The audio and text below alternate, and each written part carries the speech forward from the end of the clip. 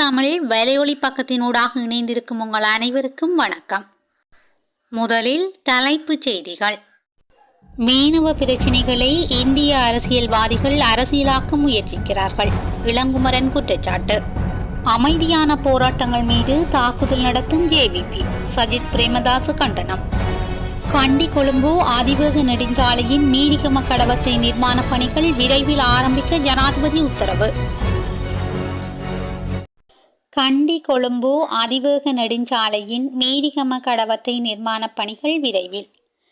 ஜனாதிபதி அனுரகுமார திசாநாயக்காவிற்கும் போக்குவரத்து நெடுஞ்சாலைகள், துறைமுகங்கள் மற்றும் சிவில் விமான போக்குவரத்து அமைச்சு மற்றும் நகர அபிவிருத்தி, நிர்மாணம் மற்றும் வீடமைப்பு அமைச்சின் அதிகாரிகளுக்கும் இடையிலான கலந்துரையாடல் நேற்றைய தினம் ஜனாதிபதி செயலகத்தில் நடைபெற்றுள்ளது. கண்டி கொழும்பு அதிவேக நெடுஞ்சாலையின் மீரிகம கடவத்தை பகுதியின் நிர்மாண பணிகளை உடனடியாக தொடங்குமாறு ஜனாதிபதி அனுரகுமார திசாநாயக்க இதன்போது பணிப்புரை விடுத்துள்ளார். கொழும்பு துறைமுக பிரவேச அதிவேக நெடுஞ்சாலை திட்டத்தின் நன்மைகளை தேசிய பொருளாதாரத்தில் விரைவாக ஒருங்கிணைப்பது குறித்து இங்கு கலந்துரையாடப்பட்டதுடன் இது தொடர்பாக எழுந்துள்ள பிரச்சினைகளுக்கு வழங்கக்கூடிய குறுகிய கால மற்றும் நீண்டகால தீர்வுகள் உள்ளிட்ட பரிந்துரைகள் தொடர்பிலும் கலந்துரையாடப்பட்டது. கொழும்பு நகரில் போக்குவரத்து நெரிசலை குறைக்க புகையிரத கட்டமைப்பை மேம்படுத்துதல் உட்பட பேருந்து மற்றும் போக்குவரத்து சேவைகளை தரப்படுத்துதல் ஆகியவற்றுக்காக கொழும்பு மாவட்டத்தை அடிப்படையாக கொண்ட ஒரு முன்னோடி திட்டத்தை தொடங்குவது குறித்தும் கவனம் செலுத்தப்பட்டது. கொழும்பு, கண்டி, குருநாகல் மற்றும் மொரட்டுவ நகரங்களை பல்வகை போக்குவரத்து மையங்களாக அபிவிருத்தி செய்வது குறித்தும் இதன்போது கலந்துரையாடப்பட்டது. தேசிய பொருளாதாரத்துக்கு பங்களிக்காத புகையிரத திணைக்களத்துக்கு சொந்தமான காணிகளை அடையாளம் காண்பது மற்றும் அந்த காணிகளை முறையாக முகாமைத்துவம் செய்வது குறித்தும் விரிவாக கலந்துரையாடப்பட்டது.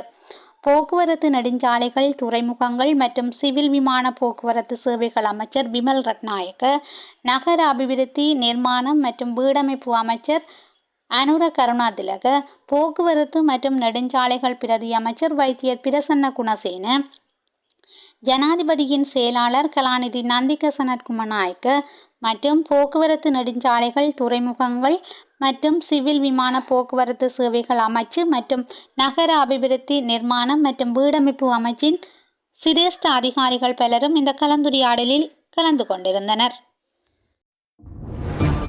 ஜேவிபியினர் அமைதியான போராட்டங்கள் மீது தாக்குதல் நடத்துவதாக சஜித் பிரேமதாச குற்றச்சாட்டு.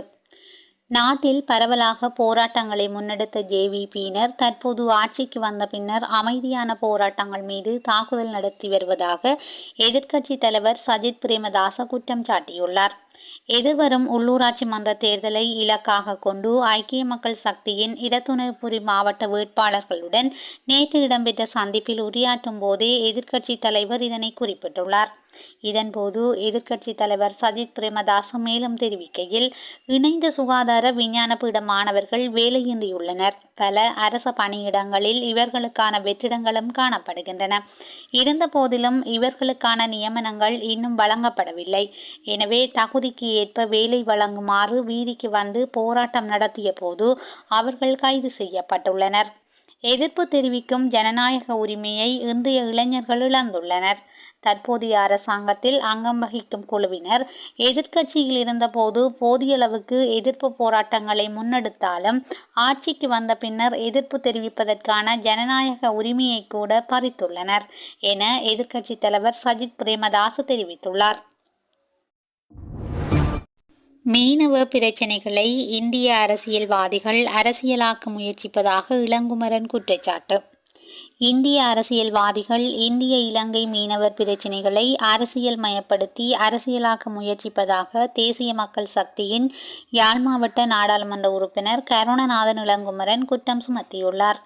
இந்திய மீனவ பிரதிநிதிகள் நாடாளுமன்ற உறுப்பினர் கருணநாதன் இளங்குமரனை கட்சியின் மக்கள் தொடர்பாடல் காரியாலயத்தில் சந்தித்துள்ளனர். இதன்போது இரு நாட்டு மீனவ பிரச்சினைகள் தொடர்பாக விரிவாக கலந்துரையாடப்பட்டது. எல்லை தாண்டி மீன் பிடிப்பதை நிறுத்துவதற்கு நடவடிக்கைகள் எடுக்க உள்ளதாக இந்திய மீனவ பிரதிநிதிகள் தமக்கு தெரிவித்ததாக நாடாளுமன்ற உறுப்பினர் இளங்குமரன் தெரிவித்துள்ளார். நாடாளுமன்ற உறுப்பினர் இளம்குமரன் மேலும் தெரிவிக்கையில், இலங்கையின் கடல் வளத்தை பாதுகாக்கும் அதே நோக்கில் இந்தியாவின் கடல் வளத்தையும் பாதுகாக்க வேண்டும். எனவே இந்திய அரசியல்வாதிகள் இந்திய மீனவர்களின் பக்கம் நின்று அந்த மீனவர்களுக்கு உரிய முறையிலான திட்டத்தை ஏற்படுத்தி கொடுக்க வேண்டும். அவ்வாறு அவர்கள் திட்டம் ஒன்றை ஏற்படுத்தி கொடுக்கும் பட்சத்தில் இலங்கையின் எல்லைக்குள் அவர்கள் வரமாட்டார்கள். எங்களின் கடல் வளமும் மீனவர்களின் வாழ்வாதாரமும் முன்னேற்றகரமாக அமையும். எனவே இந்த மீனவர்களின் பிரச்சினை தொடர்பில் வெகு விரைவில் எங்களது கடற்தொழில் அமைச்சருடன் கலந்துரையாடி ராஜதந்திர மட்டத்திலான பேச்சுவார்த்தைகள் மூலம் இதற்கான ஒரு சுமூகமான தீர்வை பெற்றுக்கொள்ள முடியும் என்று நாடாளுமன்ற உறுப்பினர் இளம்குமரன் தெரிவித்துள்ளார்.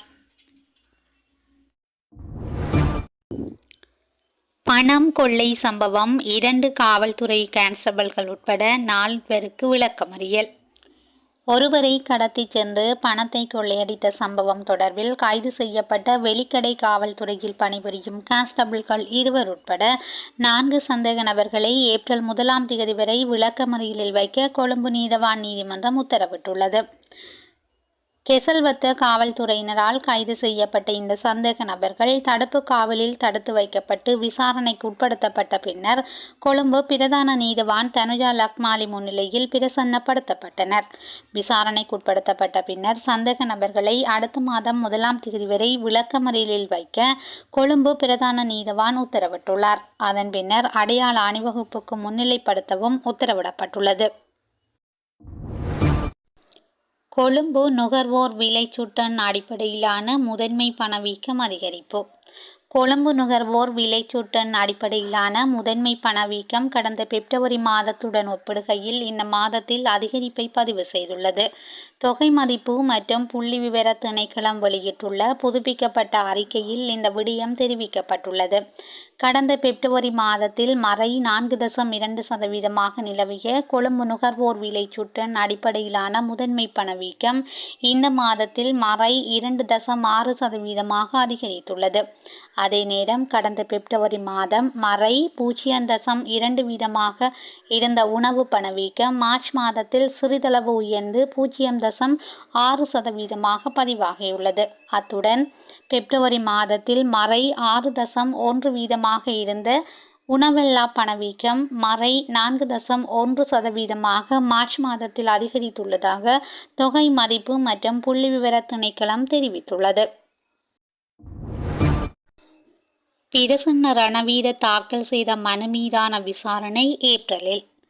தன்னை கைது செய்வதை தடுக்குமாறு உத்தரவிடக் கோரி முன்னாள் அமைச்சர் பிரசன்ன ரணவீர மனு ஒன்றை தாக்கல் செய்துள்ளார். இந்த மனுவை விசாரணை செய்வதற்கு அனுமதிப்பதா இல்லையா என்பது தொடர்பான உத்தரவு எதிர்வரும் ஏப்ரல் மாதம் 28 வழங்கப்படும் என மேன்முறையீட்டு நீதிமன்றம் தெரிவித்துள்ளது. பிரசன்ன ரணவீரவால் சமர்ப்பிக்கப்பட்டுள்ள மனுவை ஆராய்ந்து பார்த்த பின்னரே மேன்முறையீட்டு நீதிமன்றம் இந்த உத்தரவை பிறப்பித்துள்ளது. களனி பிரதேசத்தில் அரசாங்க காணி ஒன்றுக்கு சட்டவிரோதமாக காணி உறுதிப்பத்திரம் தயாரித்து விற்பனை செய்த சம்பவம் தொடர்பில் தன்னை கைது செய்வதை தடுக்குமாறு உத்தரவிடக் கோரியே பிரசன்ன ரணவீர இந்த மனுவை தாக்கல் செய்துள்ளார். தேசபந்து தென்னக்கோன் தலைமறைவாக இருப்பதற்கு உதவிய 2 கைது. பணியிடை நீக்கம் செய்யப்பட்டுள்ள காவல்துறை மாதிபர் தேசபந்து தென்னக்கோன் தலைமறைவாக இருப்பதற்கு உதவிய குற்றச்சாட்டில் கான்ஸ்டபிள் ஒருவர் உள்ளடங்கலாக 2 கைது செய்யப்பட்டுள்ளனர். தேசபந்து தென்னக்கோனை கைது செய்ய பிடியாணை பிறப்பிக்கப்பட்டிருந்த போதும் பிப்ரவரி 27 முதல் மார்ச் 19 வரையான காலப்பகுதியில் அவர் தலைமறைவாகியிருந்தார். அவர் தலைமறைவாக இருப்பதற்கு உதவிய குற்றச்சாட்டில் விசேட பாதுகாப்பு படையில் பணிபுரியும் கான்ஸ்டபிள் ஒருவரும் தலவத்துகொட பிரதேசத்தைச் சேர்ந்த ஒருவரும் கைது செய்யப்பட்டுள்ளதாக காவல்துறை ஊடக பேச்சாளர் தெரிவித்துள்ளார். நீச்சல் குளத்தில் குளிக்கச் சென்ற ஜேர்மன் பிரஜை நீரில் மூழ்கி பலி. பெந்தோட்டை காவல் நிலையத்துக்குட்பட்ட வரகீன பகுதியில் உள்ள சுற்றுலா விடுதியில் உள்ள நீச்சல் குளத்தில் குளிக்கச் சென்ற ஒருவர் நேற்றைய தினம் நீரில் மூழ்கி உயிரிழந்துள்ளார். உயிரிழந்தவர் ஜேர்மன் நாட்டைச் சேர்ந்த 83 வயதானவர் என தெரிய வந்துள்ளது. சடலம் பலப்பிட்டிய வைத்தியசாலையின் பிரேத அறையில் வைக்கப்பட்டுள்ளது. பெந்தோட்ட காவல்துறையினர் மேலதிக விசாரணைகளை மேற்கொண்டு வருகின்றனர். செய்திகளை உடனுக்குடன் தெரிந்து கொள்ள SL தமிழ் வலையொலி பக்கத்துடன் இணைந்திருங்கள். நன்றி, வணக்கம்.